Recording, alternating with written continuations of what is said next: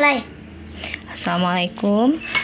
Pada kesempatan ini Ibu akan menjelaskan tentang induksi magnetik pada kawat melingkar. Sebelumnya kita sudah belajar tentang kawat lurus. Jadi, kalau kawat lurus, ini kan bentuk kawat lurus. Jika kawat lurus kita lengkungkan, itu sudah disebut sebagai kawat melingkar, meskipun lingkarannya tidak dalam bentuk lingkaran penuh. Misalnya kawat lurus ini kita lengkungkan membentuk setengah lingkaran, kawat lurus ini kita lengkungkan membentuk seperempat lingkaran misalnya, ya. Nah, ini kita sudah menggunakan rumus kawat melingkar, tidak bisa lagi kita gunakan rumus kawat lurus, ya. Untuk kawat melingkar itu rumusnya hampir mirip dengan yang kawat lurus. Jadi di sini rumusnya adalah μ0I per 2A. Kalau kemarin kawat lurus 2VA, di sini tidak pakai V. Jadi B sama dengan μ0I per 2A. Apa itu A? A adalah jari-jari lingkaran. Jari-jari lingkaran, ya. Nah, kemudian pada kawat melingkar, terkadang di kawat melingkar ini diberi lilitan. Jika kawat ini ada lilitan, maka rumusnya sama, namun kita kalikan dengan jumlah lilitan. Jumlah lilitan itu adalah N. Jadi N ini adalah jumlah lilitan. Nah, misalnya Ibu beri contoh. Arus listrik 20 ampere mengalir dalam suatu kumparan kawat penghantar melingkar yang memiliki 30 lilitan dan berjari-jari 20 cm. Berapakah induksi magnetik di pusat lingkaran? Cara mengerjakannya persis seperti kawat lurus. Kita buat dulu diketahui arus listrik sebesar 20 ampere. Arus itu adalah A, 20 ampere. Dalam suatu kumparan kawat penghantar melingkar yang memiliki 30 lilitan. Jumlah lilitan itu adalah N. Jadi N-nya adalah 30 dan berjari-jari 20 cm. Jari-jari adalah A. Jadi A-nya 20 cm, jangan lupa kita rubah ke meter, 20 dikali 10 pangkat min 2 meter. Seperti kita ketahui bahwa μ0 itu selalu 4V dikali 10 pangkat min 7 Weber per ampere meter, ya. Kemudian yang ditanya adalah berapakah induksi magnetik di pusat lingkaran atau B. Kita jawab B sama dengan μ0I per 2A. Karena di sini ada lilitan, maka kita kalikan dengan lilitan rumusnya. Jadi dikalikan dengan N.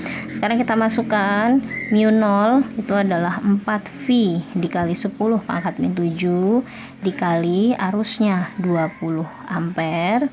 Satuannya tidak usah dituliskan. Kemudian jumlah lilitannya 30 dan 2 dikali A, A-nya adalah 20 dikali 10 pangkat min 2. Di sini bisa kita coret, ya, kita sederhanakan. Untuk 4 dibagi 2, ya. Kemudian ini kebetulan angkanya sama, 20 dengan 20 bisa kita coret, ya. 20 dibagi 20 1.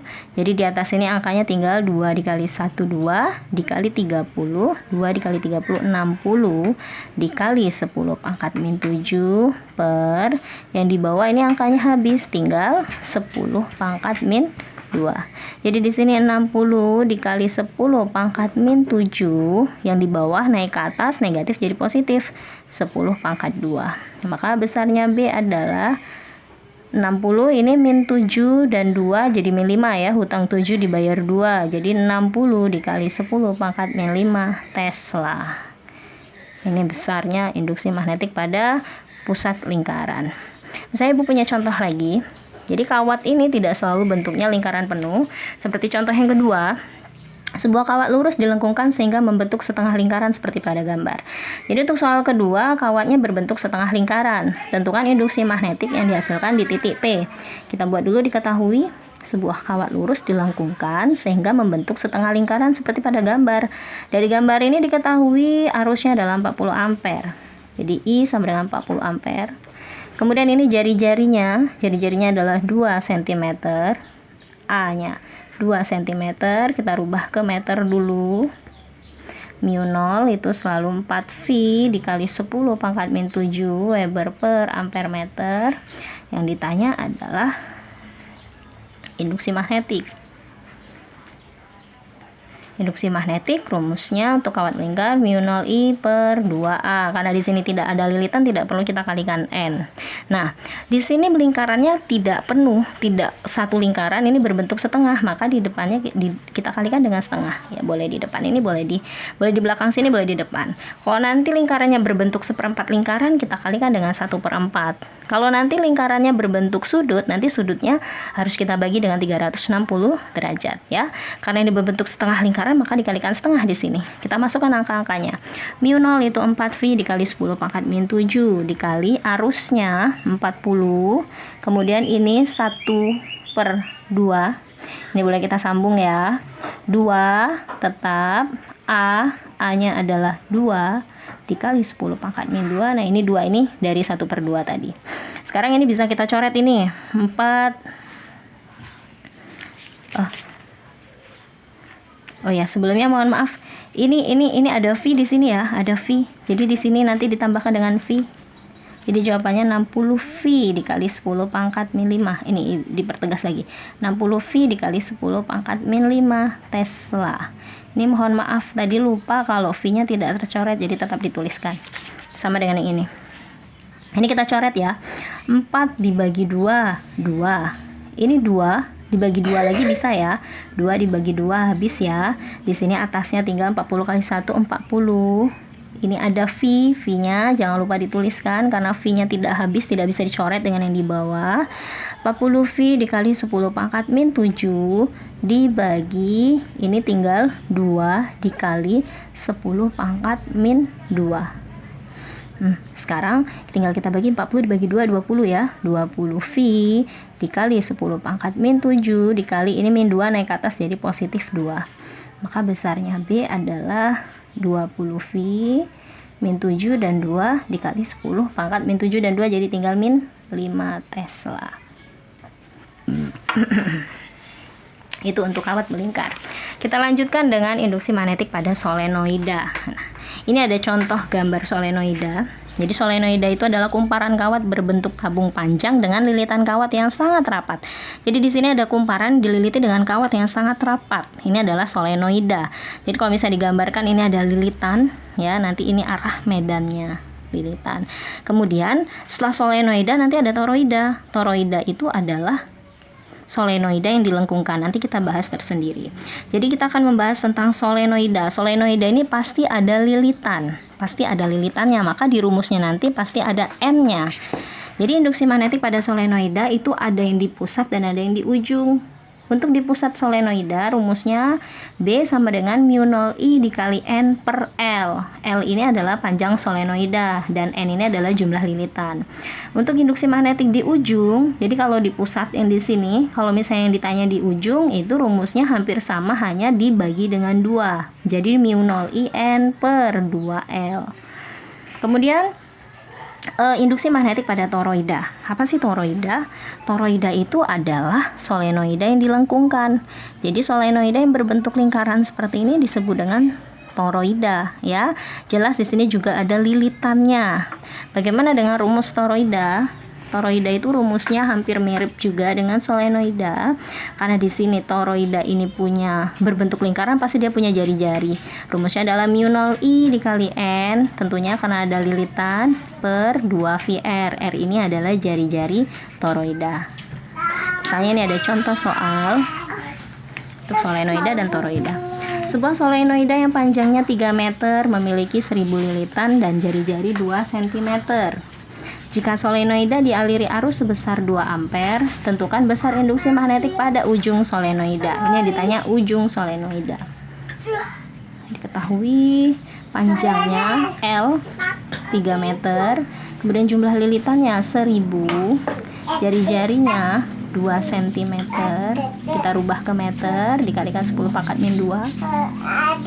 Kemudian arusnya 2 ampere, yang ditanya adalah induksi magnetik pada ujung solenoida. Jawab, untuk ujung solenoida rumusnya adalah 2N per 2L. Jadi kita masukkan angka-angkanya di sini.